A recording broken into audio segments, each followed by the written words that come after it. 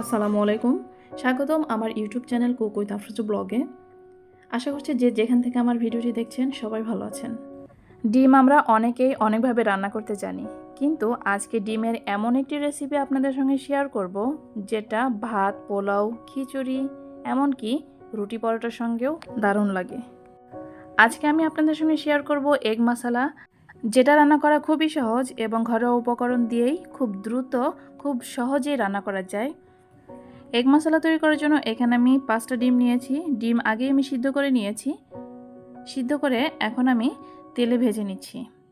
ডিমগুলো কিছুটা লালচে করে ভেজে নিয়ে তুলে নিব। এদিকে একটা বাটিতে আমি নিয়ে নিচ্ছি টক দই 1 কাপ পরিমাণ। এই টক দই ডিপ ফ্রিজে থাকার কারণে এরকম দেখাচ্ছে। আমি ভালো করে ফেটিয়ে নিব।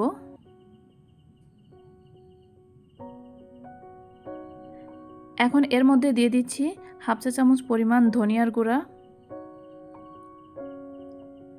1/2 চা চামচ পরিমাণ লবণ, 1/2 চা চামচ পরিমাণ হলুদের গুঁড়া, 1.5 চা চামচ পরিমাণ মরিচের গুঁড়া।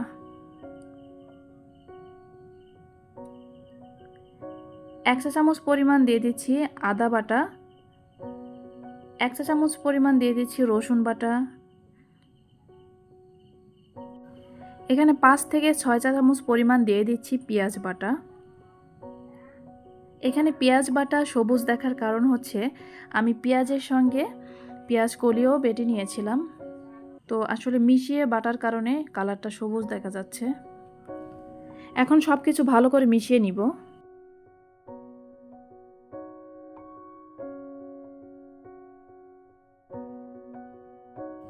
মশলাগুলো ভালো করে মিশিয়ে নিয়েছি। এখন চুলো একটি কড়াই বসিয়ে তাতে দিয়ে দিয়েছি সয়াবিন তেল। এখন দিয়ে দিলাম 3 টুকরো দারুচিনি এবং 3 টুকরো এলাচ, দিয়ে দিলাম 2টো তেজপাতা, আর দিয়ে দিলাম 5 থেকে 6টা সাদা গোলমরিচ এবং 5 থেকে 6টা কালো গোলমরিচ। এখন কিছু সময় তেলে ভেজে নিয়ে এর মধ্যে দিয়ে দিব পেঁয়াজ কুচি। এখানে আমি বড় সাইজের একটা পেঁয়াজ কুচি দিয়ে দিয়েছি। নেড়েচেড়ে কিছু সময় ভেজে নিব।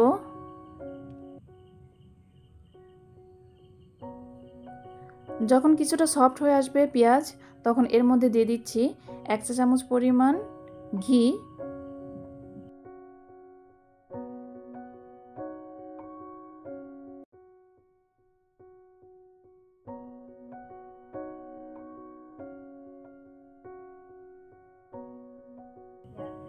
এখন যে বাটিতে আমি মশলা তৈরি করে রেখেছিলাম সেই মশলাটা এর মধ্যে দিয়ে দিলাম।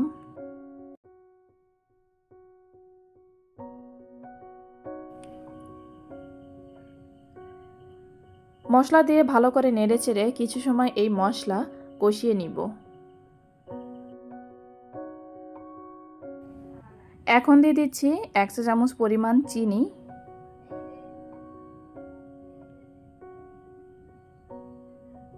চিনি দিয়ে আবার একটু নেড়েচেড়ে কিছু সময় কষিয়ে নিব। দিয়ে দিচ্ছি 4 টুকরো কাঁচা মরিচ, আমি মাঝখান দিয়ে ভেঙে দিয়েছি। লো মিডিয়াম আঁচে কিছু সময় এভাবে কষিয়ে নিব।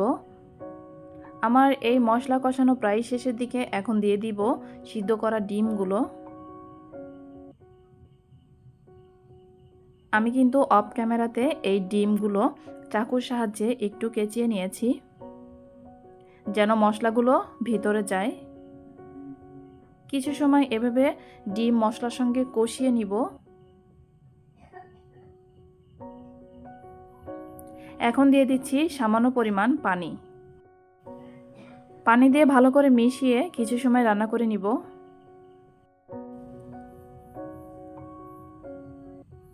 ভিডিওটি দেখতে দেখতে যারা এই পর্যায়ে এসেছেন, আপনাদের কাছে অনুরোধ করছি, যদি আমার ভিডিওটি ভালো লেগে থাকে অবশ্যই লাইক, কমেন্ট, শেয়ার করবেন। আর যারা আজকে আমার চ্যানেলে নতুন এসেছেন, আমার ভিডিওটি যদি আপনাদের কাছে ভালো লেগে থাকে অবশ্যই লাইক, কমেন্ট, শেয়ার করবেন এবং আমার চ্যানেলটি সাবস্ক্রাইব করে পাশে থাকা বেল আইকন প্রেস করে দিবেন, যেন নতুন কোনো ভিডিও আপলোড করলে আপনাদের কাছে নোটিফিকেশন পৌঁছে যায়।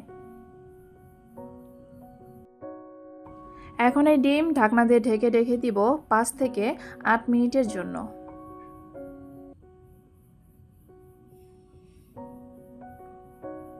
ডিম প্রায় হয়ে গেছে। এখন এর উপরে আমি পেঁয়াজের বেরেস্তা দিয়ে দিচ্ছি।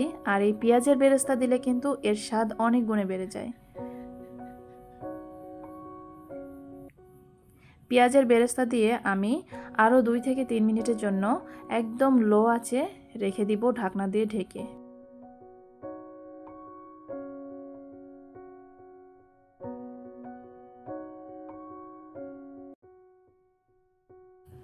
এই তো রান্না প্রায় কমপ্লিট। নামানোর আগ দিয়ে আমি এখানে 1.5 চা চামচ পরিমাণ ঘি দিয়ে দিব। আর এই ঘি দেওয়ার কারণেই এই এগ মশলাটার স্বাদ অনেক গুণে বেড়ে যায়। এখন একটু নেড়ে চেড়ে সব কিছু ভালো করে আবারও মিশিয়ে নিচ্ছি। এ পর্যায়ে আমি চুলোটা অফ করে দিব।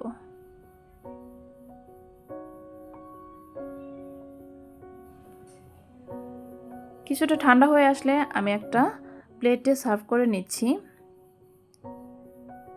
আমি আপনাদেরকে দেখাচ্ছি কেমন হয়েছে এর ফাইনাল লুকটা। অসাধারণ মজার এই রেসিপিটি একবার হলেও ট্রাই করে দেখবেন। এই এগ মশলা আপনারা যে কোনো খাবারের সঙ্গে খেতে পারবেন, ভাত, বিরিয়ানি, খিচুড়ি, পোলাও, এমনকি রুটি পরোটার সঙ্গেও দারুণ লাগে। একবার হলেও ট্রাই করে দেখতে পারেন। খুবই মজার একটি রেসিপি, যেটা তৈরি করা খুবই সহজ, খুবই অল্প সময়ে তৈরি করা যায়, আর খেতে তো দুর্দান্ত লাগে। এই তো তৈরি হয়ে গেল আমার এগ মশলা, এখন খাওয়ার জন্য রেডি। আজকের ভিডিওটি কেমন হয়েছে, আজকের রেসিপিটি কেমন হয়েছে অবশ্যই ট্রাই করে কমেন্টে জানাবেন। যদি ভালো লেগে থাকে অবশ্যই পাশে থাকবেন, আমাকে সাপোর্ট করবেন। আর আমার চ্যানেলে আরও বিভিন্ন রকমের রেসিপি কোয়ালিটির অনেক ভিডিও আছে, চাইলে দেখে নিতে পারেন। আজকের ভিডিওটি এই পর্যন্তই। পরবর্তী ভিডিও দেখার আমন্ত্রণ জানিয়ে ভিডিওটি এখানেই শেষ করছি। সবাই ভালো থাকবেন, সুস্থ থাকবেন। আল্লাহ হাফেজ। আসসালামু আলাইকুম ওয়া রাহমাতুল্লাহি ওয়া বারাকাতুহু।